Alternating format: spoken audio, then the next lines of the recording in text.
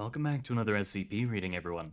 Today we have SCP-143, the Bladewood Grove. Now, without further ado... Item number, SCP-143, Object Class, Euclid. Special Containment Procedures. 143 is to be contained in the valley adjacent to Bio-Research Area 12, an area over 2 kilometers squared. Area surrounding 143 for up to 20 kilometers, and all lines of sight from the surrounding hilltops are to be denied public access. 143 is to be watered twice every day on a regular basis via a large sprinkler system, unless already watered by local precipitation. Personnel are not allowed to enter the enclosure without level 4 administrative clearance and are advised not to touch any of 143, nor stand beneath them unless wearing proper protective gear.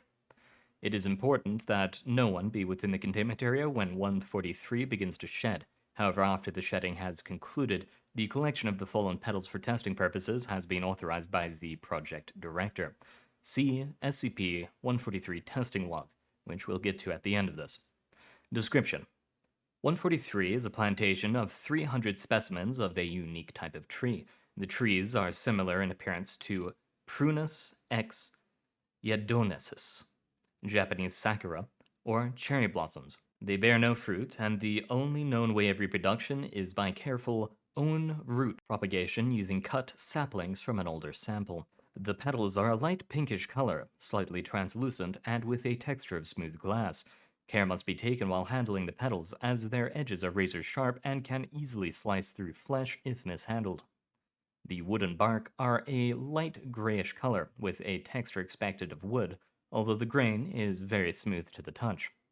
However, the petals and wood of these trees are much harder than most natural or man-made substances, reaching up to 5,000 HB on the Brinell scale, and withstanding temperatures of up to 1,800 degrees Celsius.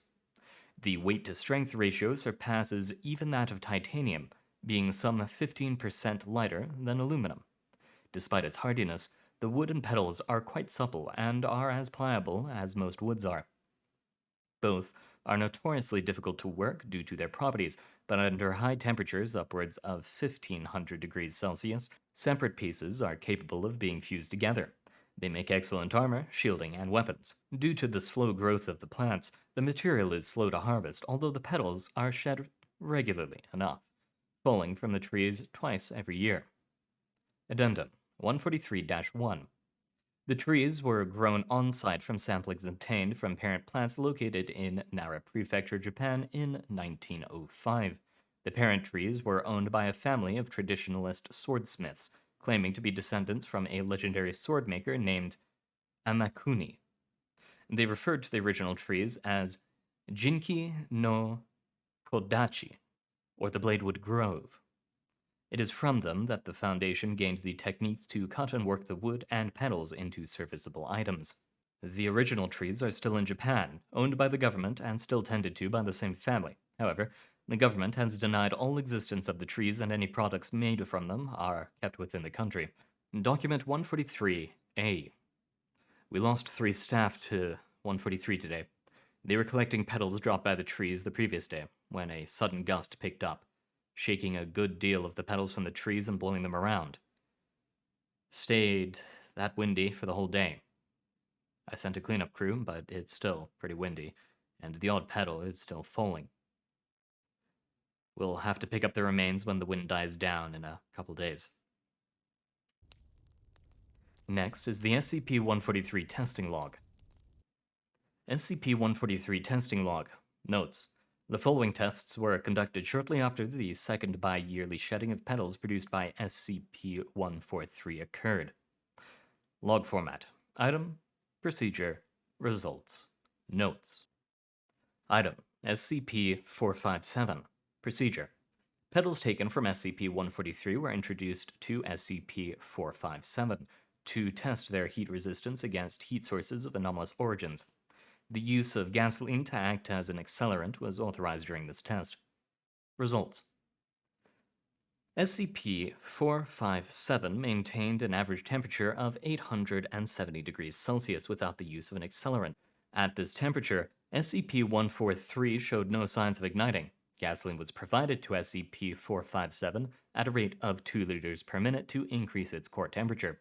At 1500 degrees Celsius, the petals became red hot and were determined to be pliable. Gasoline continued to be provided to SCP-457 until its core temperature reached 1800 degrees Celsius, at which time SCP-143 began to display signs of igniting. At 1850 degrees Celsius, SCP-143 ignited and fused together. The sprinkler system connected to SCP-457's containment chamber was then activated.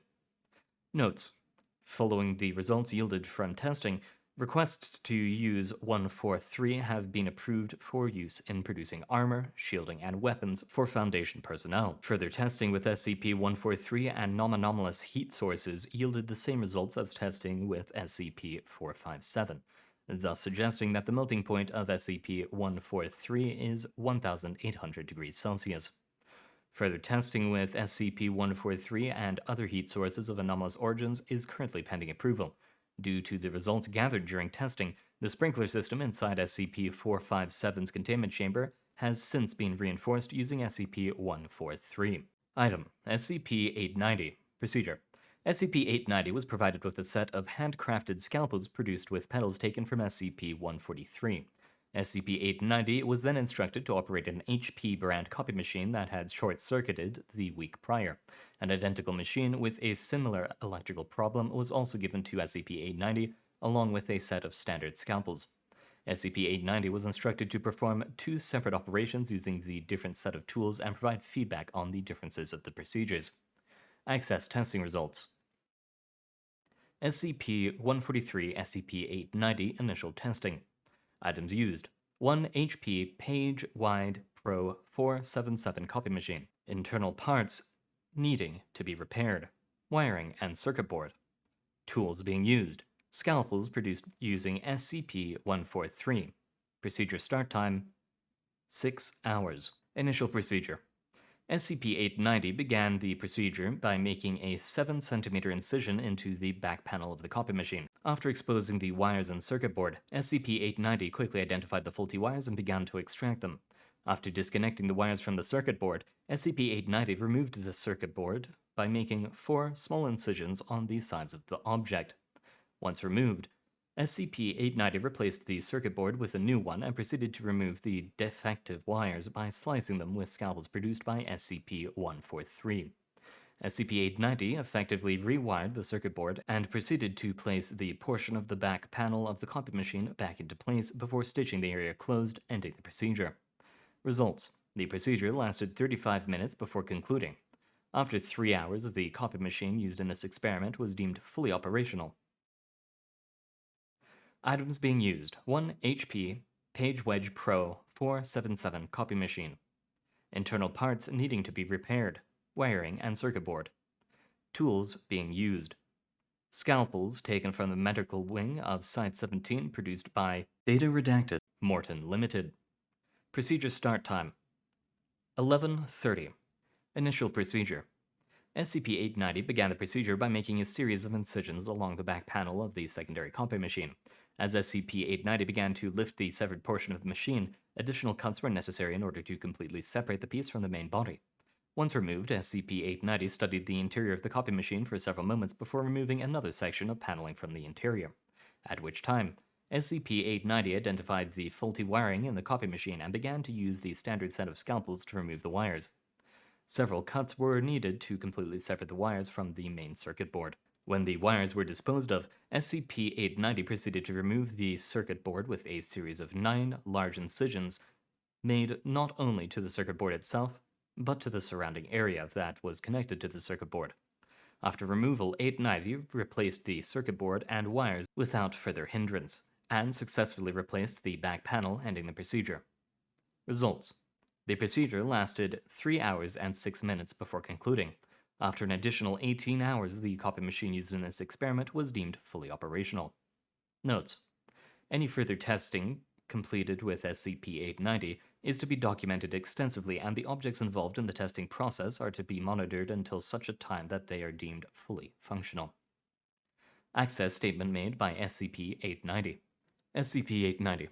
The first surgery went swimmingly. I was able to perform the surgery quickly, and I've significantly increased the lifespan of my patient. Their recovery went marvelously, and they were able to bounce back from the surgery almost immediately. The second patient was a bit more challenging. While their injury was the same as my previous patient, it took several passes in order for me to locate, identify, and replace the source of the injury. It was also significantly harder to replace the injured organ during the second surgery. During the previous operation, the arteries cut like butter under the blade, but during the second, I had to make numerous incisions that would have otherwise been unnecessary. I suspect an extended recovery time for that patient will be necessary. Notes: SCP-890 has been given permission to utilize the scalpels produced by SCP-143 in all future procedures that may occur. Production of other medical tools crafted using SCP-143 for use within the Foundation are currently pending approval after clinical testing is conducted. Item: SCP-1006. Procedure: a small portion of SCP-1006 colony was taken to SCP-143. Researchers established contact with the leader of SCP-1006's colony in order to inform it of the test and to prevent further discourse with the SCP-1006 colony and Foundation personnel. Results: the colony of SCP-1006 took up residence in the largest branch of SCP-143 and quickly established a network of webs reaching the outermost portion of the branch. The established web was infused with petals taken from SCP-143, and, as a result, the overall structure of the network proved to be much sturdier than previous webs made by SCP-1006 and required less repairs. The number of insects that were captured in the web remained steady and proved to be sufficient to maintain the members of SCP-1006 colony. During the duration of the test, SCP-1006 colony began to weave sheets of the web using SCP-143. The colony was then presented with a bottle of black ink. The larger sheets of web produced by SCP-1006 contained spaces in the webbing that were in the form of letters taken from the English alphabet. The smaller, blank sheets of web that SCP-1006 had produced were then placed underneath the larger sheets. The SCP-1006 colony began to work in unison to apply the black ink to the web. This was done by tipping the bottle of ink over, and also by members of the SCP-1006 colony coating their bodies in ink and applying it to the spaces formed in the larger sheets of webbing. Once completed, this process was continued until 12 exact copies of SCP-1006's correspondence were made. The contents of the letters all called for the dismantlement of Western society and capitalist governments. When offered white poster board in place of the sheets created with the weapon fused with SCP-143, the SCP-1006 colony refused to use the poster board and continued to utilize its new method of communication. Notes: after testing concluded, the small colony of SCP-143 was taken back to the main SCP-1006 colony, and petals from SCP-143 were provided to SCP-1006 for use within its web and for further communication purposes. Item: SCP-1030.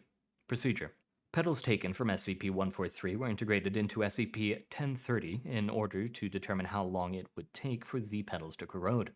Results: SCP-1030 exhibited signs of obvious discomfort 8 hours after the initial integration of SCP-143. At this time, SCP-1030 began to slam its hands, which were composed of various pieces of scrap metal at the time of testing, onto the walls of its containment chamber. SCP-1030 was then presented with a pile of assorted scrap metal and wires, and SCP-143 was ejected from SCP-1030. SCP-143's shape had not changed, though each individual petal bore the mark of SCP-1030 and displayed obvious signs of wear. The sharp edge of each individual petal was also noted to be significantly duller after its expulsion from SCP-1030. No additional changes were initially present. SCP-143 became animate 30 minutes after being expelled from SCP-1030, at which time the petals from SCP-143 began to move of their own volition and take the form of a small cyclone, rotating at a speed of 5 kilometers an hour. SCP-1030 exhibited no interest in SCP-143, and personnel were able to successfully remove 143 from the containment chamber. The petals used in this experiment were placed in a low-value item locker at the site of original testing. 2 days after being stored, the petals ceased rotation and have since become inanimate. SCP-1030 has not expressed any knowledge of this change. Note: Standard metalloids presented to SCP-1030 for self-repair were typically ejected after a period of time ranging between 30 minutes and 3 hours, at which time the metalloids would either be highly corroded or almost entirely dissolved. Due to the prolonged period of time that SCP-143 was able to be integrated into SCP-1030, and the limited amount of corrosion that appeared on SCP-143 after being ejected, requests to use SCP-143 as a more self-sufficient source of self-repair material for SCP-1030 has since been approved. Item: SCP-1048. Procedure: Request for testing denied. Results null. Notes: Several weeks prior to the first appearance of SCP-1048-A, SCP-1048 approached a researcher at Site-24, the initial site responsible for containment of SCP-143, and provided a hand-drawn picture to the researcher. The picture depicted SCP-1048 standing underneath a tree surrounded by petals. The researcher in question denied SCP-1048's request, and due to the events that occurred afterwards, any testing with any SCP-1048 instance and SCP-143 is strictly forbidden. The petals that are produced by SCP-143 are not currently thought to be material that SCP-1048-C is composed of. Further testing, contingent on the containment of SCP-1048-C, is required. Item: SCP-1100. Procedure: SCP-143 was introduced to the aerosol produced by SCP-1100. This test was conducted in a controlled setting at Biocontainment Site-71. Results: 30 seconds after initial exposure had occurred, automated testing of the petals revealed that their hardness, as well as sharpness, had increased, reaching 6,500 HB on the Brinell scale. An automated toxicology test was conducted on SCP-143 and revealed that the toxicity levels of the petals had surpassed any substance currently known. When exposed to the living tissue of a sus scrofa domesticus, currently referred to as the domestic pig, the toxin caused total cell death of the organism on a molecular level. This event took place over approximately 15 seconds of exposure. During this process, mitochondrial swelling, cytoplasm vacuolization, and swelling of the nucleus and cytoplasm were all documented before total death of the cells occurred. This level of toxicity is the highest documented of all instances of SCP-1100. Notes: Due to the results gathered during testing, the petals used in this experiment are permanently kept at the site of original testing. No further testing with SCP-143 and SCP-1100 is to be conducted. Item: SCP-2467. Procedure: A 7-meter-long fiberglass boat carrying 15 kilograms of SCP-143 was launched from the SCPS Sunderland, unmanned and remotely controlled by personnel aboard the main ship. Upon entering the 5 kilometers radius of SCP-2467, heavy rain began to fall and wind speeds reaching 40 kilometers an hour were documented. Waves measuring 4 meters high pushed the boat carrying SCP-143 until SCP-2467 was in sight and the crew of SCP-2467 was able to attach a line to the smaller vessel. After using the crane on SCP-2467 to raise the smaller vessel, the ship's crew hoisted the cargo crates carrying SCP-143 onto the deck of the ship and began to use 143 to reinforce the hull of SCP-2467. Results: After 3 hours had passed, SCP-143 began to rot at an accelerated rate. Due to the short period of time that this occurred in, the rotting caused severe structural damage to the hull of the ship, resulting in 4 large, approximately 40 centimeters in length, cracks to appear on the left side of the hull where SCP-143 had been integrated.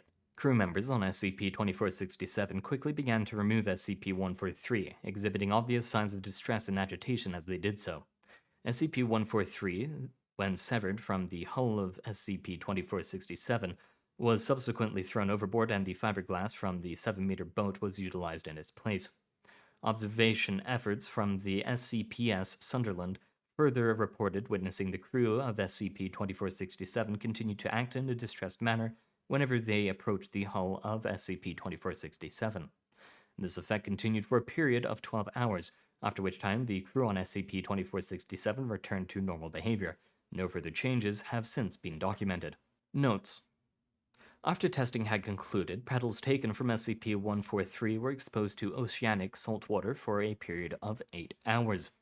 Over the course of the secondary experiment, SCP-143 exhibited no signs of deterioration and, after being extracted from the saltwater, displayed no signs of obvious wear. Whether SCP-143 had a negative reaction to SCP-2467 or whether materials integrated into SCP-2467 have an increased rate of deterioration is currently unknown. Item: SCP-7539. Procedure: bark taken from SCP-143 was used to create a 3-meter-long replica of a school bus. Afterwards, the item was presented to the SCP-7539 colony. Results: SCP-7539 colony did not acknowledge SCP-143. Attempts made by Foundation personnel to change this result were unsuccessful. SCP-143 was successfully removed from SCP-7539's containment chamber without incident. Procedure 2. A replica bus produced using SCP-143 was covered in silver paint before being presented to the SCP-7539 colony. Results: the SCP-7539 colony immediately took notice of SCP-143, and the largest of the SCP-7539 instances approached SCP-143. The SCP-7539 instance proceeded to attempt to ingest SCP-143 by raising the replica underneath its hood before the seam closed once more. After 30 seconds, the instance of SCP-7539 expelled SCP-143 whole and still intact. No visible damage to SCP-143 was documented. Additional instances of SCP-7539 attempted to ingest SCP-143.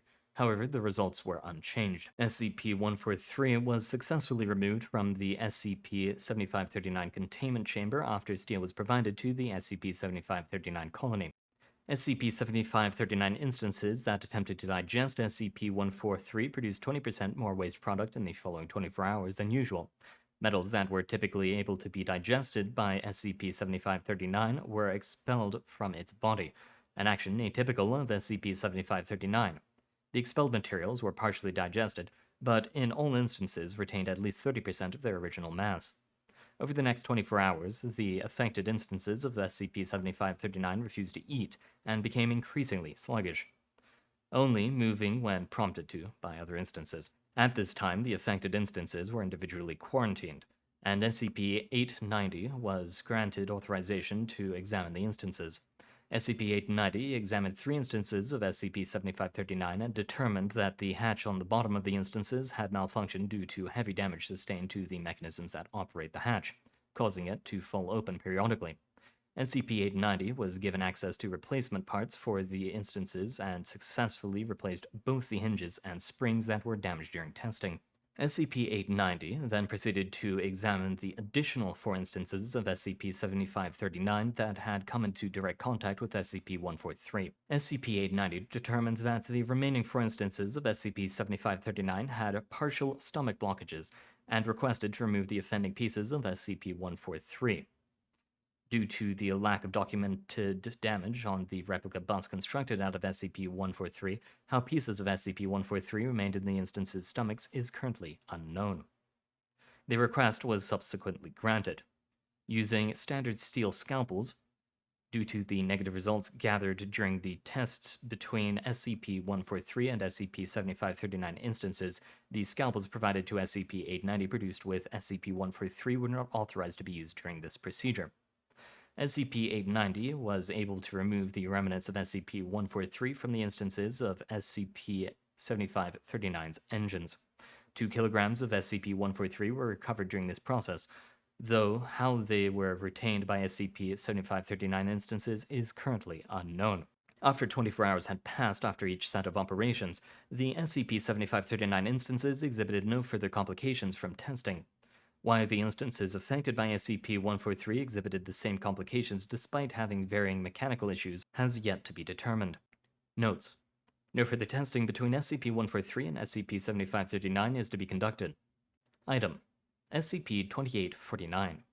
Procedure: during decontamination procedures, it was found that several rooms within SCP-2849 were inaccessible due to the massive condensed, decreased biomass.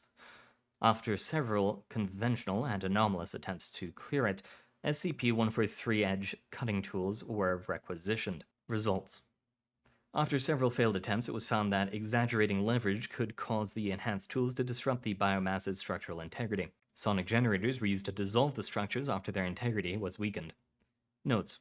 Research into using SCP-143 as standard kit piece for exploration or sample gathering from or into anomalous tissue-based structures is ongoing. Alright, and that's where we end it for today. My throat's sore as hell, and I have to get some sleep now, but thank you very much for coming, researchers. It's been an honor reading for you, and hopefully you enjoyed. See you next time.